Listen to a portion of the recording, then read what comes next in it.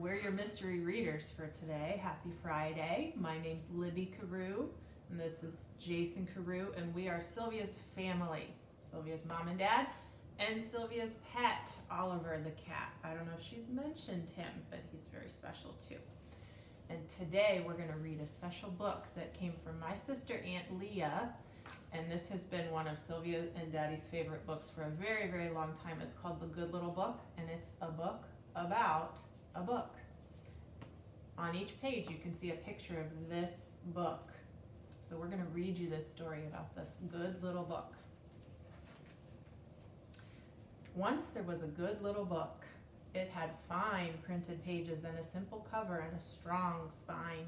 It sat on a shelf in a study lined with other books. There were thick books and thin books, books for racing through quickly and books for savoring slowly.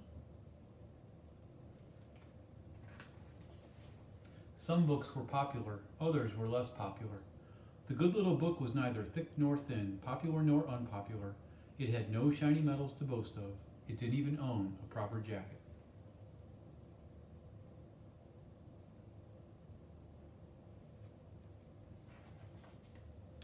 One day, a boy drifted into the study. This boy had just landed himself in trouble and had been sent off to think things over, which is what he did for exactly 12 seconds. And then he began to explore.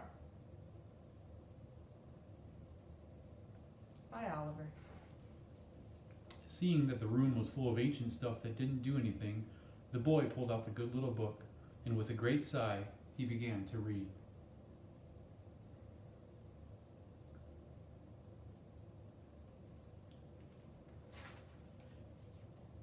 The silence of reading slowly filled the room. It spread through the walls and ceilings and spilled into the street. The wind whistled through a crack in the window.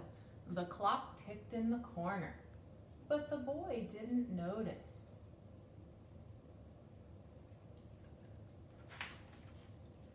The book the boy thought couldn't do anything did many things.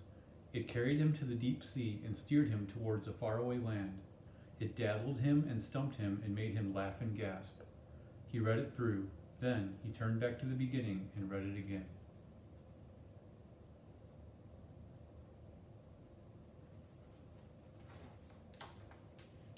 Winter came and snow fell on the city. No matter what his days held in store, the boy never got tired of reading the good little book. It didn't turn him into a bookish boy or improve his naughty behavior, but it did become a loyal companion, there to see him to sleep and distract him when he had to think things over. Spring came and rain fell on the city. The good little book continued to accompany the boy everywhere until one day, something terrible happened. The boy lost his favorite book. He retraced his steps, searching and searching, hunting for hours, but the good little book was gone. Have you ever lost a favorite book? In his distress, he pictured the worst: fires and floods, bandits and bears.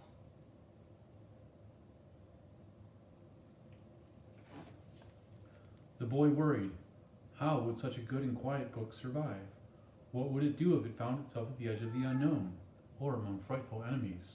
You see, the good little book did not have skills that would help it in the dangerous wild or in the rushing streets. It wasn't even wearing a proper jacket.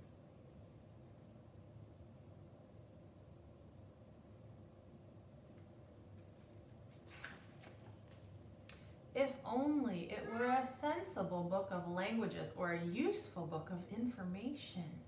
If only it were loud enough to make itself noticeable.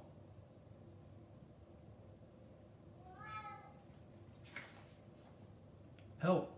The boy sought help, but discovered that very few people have time for a lost book, no matter how good or little it might be. Help!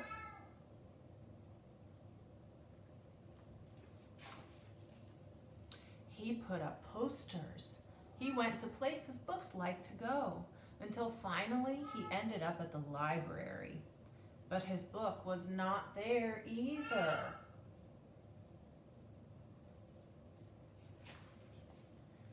Summer came and petals and pollen fell on the city.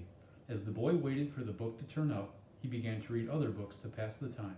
He space traveled, time traveled, and elephant traveled all over the world and beyond. At first, it made little difference. No matter how many nearly good books he read, the boy still felt that the good little book had been written especially for him. But slowly his heart began to open to other stories. Have you ever elephant traveled, Jason? I have. Yeah? Yeah, across the desert. I've never elephant traveled. It sounds fun. Little did he know that his lost book had been noticed. The animals had noticed. A squirrel thought it might be a thriller. A sparrow thought it might be a romance. A raccoon thought it might be a sandwich. A cat sat on it to keep it warm. And a little girl had noticed too. Autumn came and leaves fell on the city. The boy was out one morning when something caught his eye. He stopped and opened his mouth to say something. Then he closed his mouth and let the girl and the book go.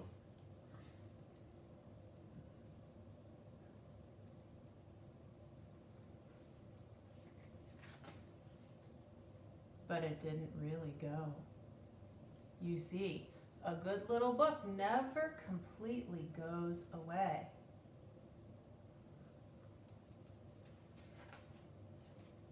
In the seasons that followed, the book the boy thought too quiet and helpless to survive in the world did just fine. Looks like lots of people read the book. In fact, you could even say it blossomed.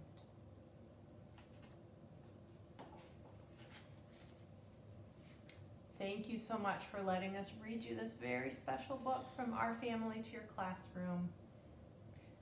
Happy Friday. And as we love to say in our family when we say goodbye, we love you, night-night. We love you. Night night.